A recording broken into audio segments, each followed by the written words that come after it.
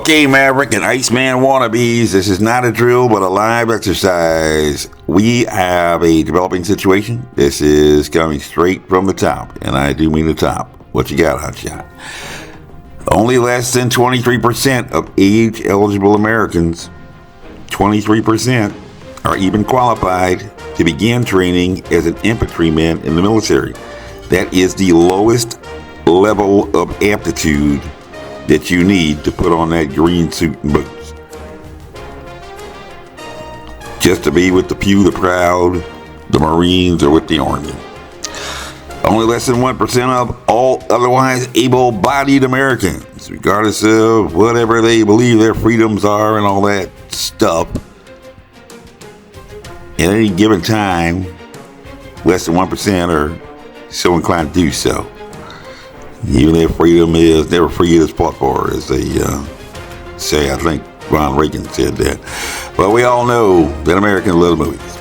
And Ron Reagan was in the movies.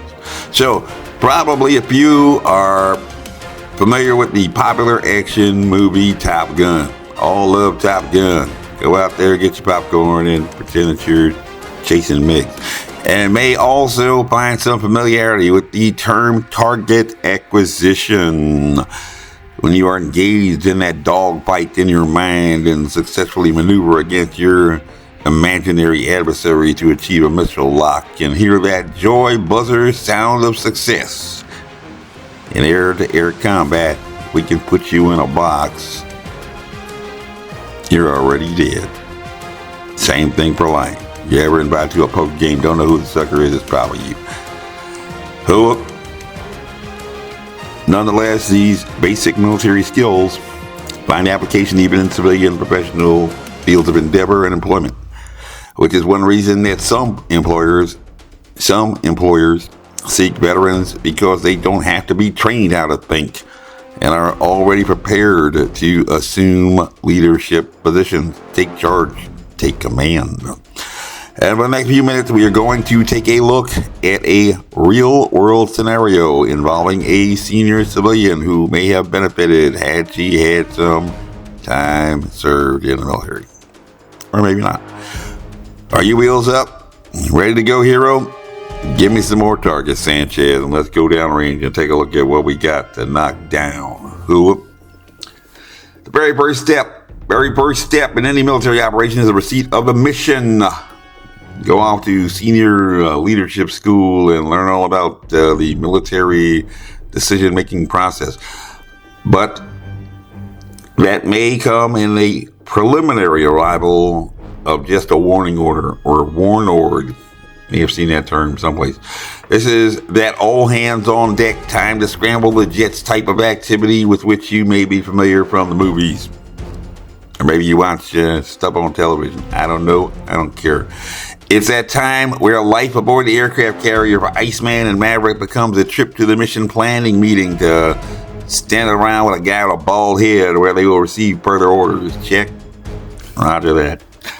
In a military training environment, before we even arrive at training, there are probably some training or learning objectives for those that go to school and have lesson plans, learning objectives, that are sought to be communicated during a standard block of instruction or class, shut up, where we always begin with a task, conditions, and standard statement. So, given one highly motivated senior government official employed at the White House and assigned to design a best efforts search, being all she could be, to locate requested documents that pertain to, of all things, national security, what should have been, as you can see, something may have gone wrong if I'm saying that, what should have been the best course of action for her to adopt. Had Woody gone straight to the police, well, okay, she might want to begin, or might have wanted to begin, as apparently she did, to some extent, according to a sworn declaration filed under penalties of perjury in a federal court, by establishing parameters within which to commence the search for documents, search and destroy, that had been requested under the authority of the Freedom of Information Act, or FOIA. That little gumball machine of law that we have, you sit there and you put in your request, and then whatever comes right back at you. Maybe you'll get the stuff, maybe you won't. And according to her sworn declaration, one Heather B. Walsh, Deputy General Counsel for the Office of Management and Budget, and also the Office of General Counsel of the White House. We presume in good faith that based upon her experience and training qualifications, she had determined that the search for documents in a real-world situation involving what has been designated as OMB FOIA number 21-220, that the search had warranted a personnel security classification of confidential, classified at that time, which in accordance with Executive Order 12958 shall be applied to information the unauthorized disclosure of which reasonably could be expected to cause damage to the national security, that the original classification authority is able to identify or describe at the time that that determination is made. We don't see any of that other minutia, administrative detail in the affidavit. We have requested it in court, but we do not have that at this time, but we presume that it is there, everything's copacetic and good to go. However, as you might imagine, when you make a determination at the White House that something warrants classification at any level, be it confidential, secret, or even top secret, it is not an insignificant event. Okay, you may not get a parade of soldiers in uniforms and 21 gun salute, but it is still not an insignificant event, and accordingly there are some rules that are required to be followed. You know, just can't sit there and, pretend that you're the governor and start signing executive orders on your first day and saying, get back to work. And accordingly, there are some rules that are required to be followed, to include, first, a person actually authorized to perform this policy action. Not just anybody can classify documents, who is described as an original classification authority. And in this instance, there is a sworn declaration filed with the courts on the penalties of perjury, in which we must, on good faith again, presume that Heather B. Walsh, Deputy General Counsel for the Office of Management and Budget, OMB, as well as for the Office of General Counsel, OGC, was in fact an original classification authority, who, according to regulations, should have been properly trained. You don't just sit there and say, okay, you can classify today and go on and do your thing. It's not like a javelin, fire and forget. We take all of this on faith, however, unless there is some credible evidence, clear and convincing evidence presented to establish that presumption should be rebutted. And only then does the burden shift back to the government to show good cause why that good faith presumption should be maintained. So easy.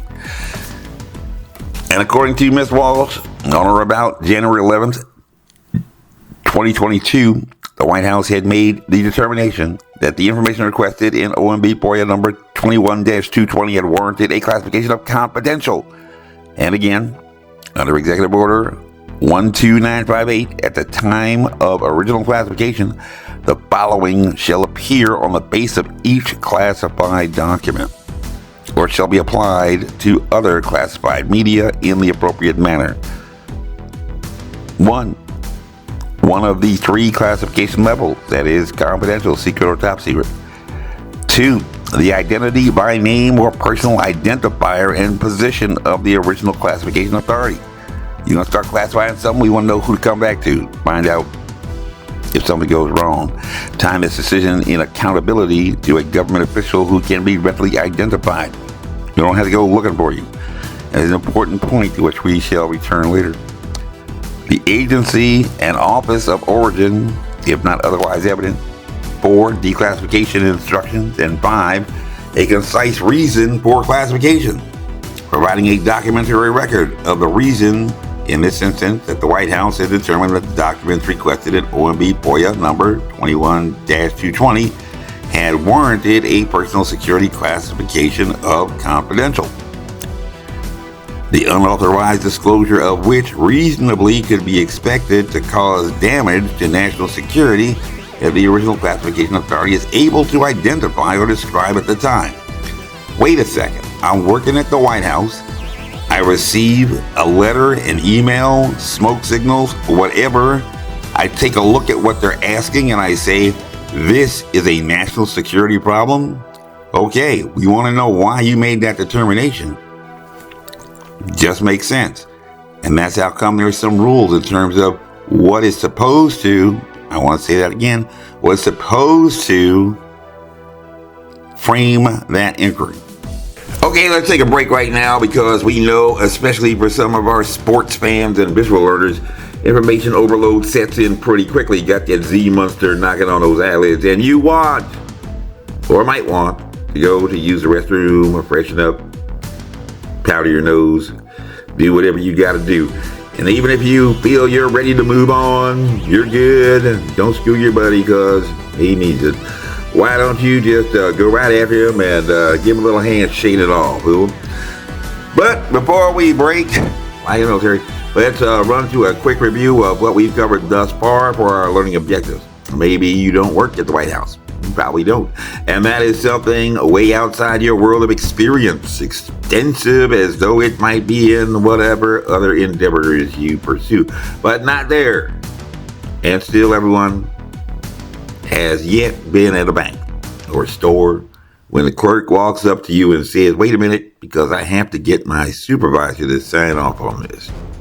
That should not be a foreign experience for anyone. Maybe you're the person that's doing that, saying, hey, look, this is way over my pay grade. Okay, it's a pain in the butt on both ends. It eats up your time, breaks your flow, and may delay you in getting to where you'd rather be. Unless you just love those moments and seek them every day, having to wait for somebody to sign off on something.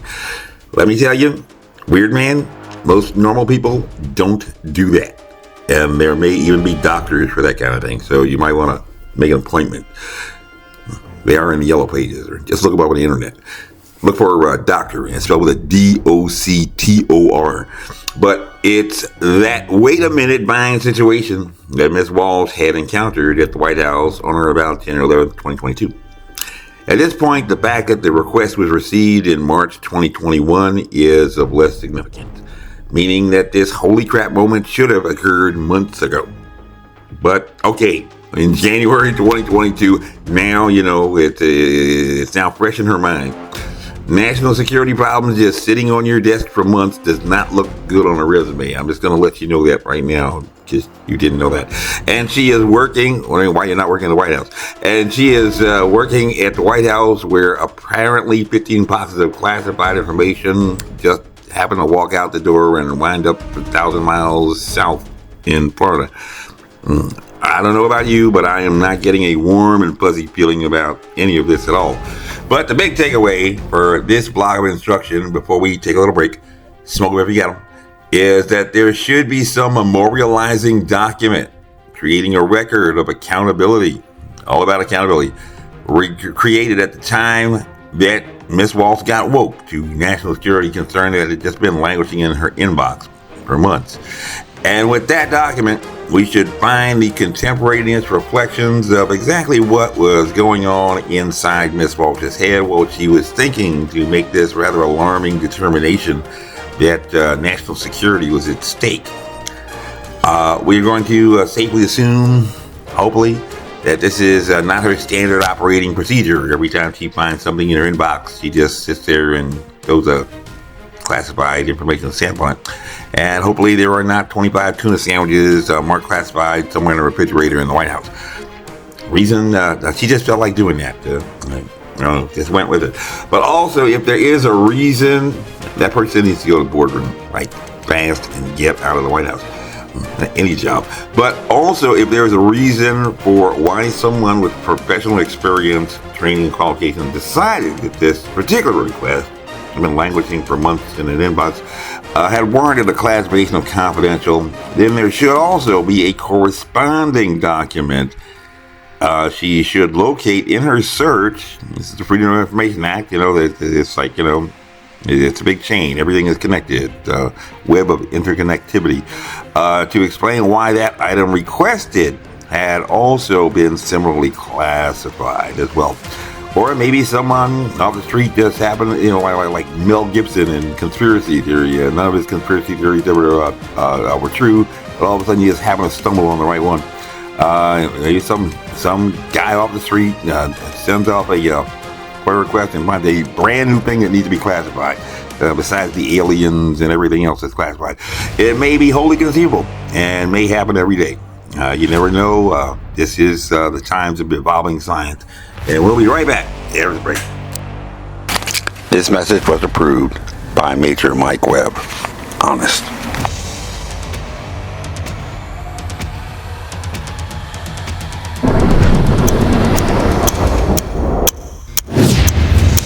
This has been a Filmways presentation, darling.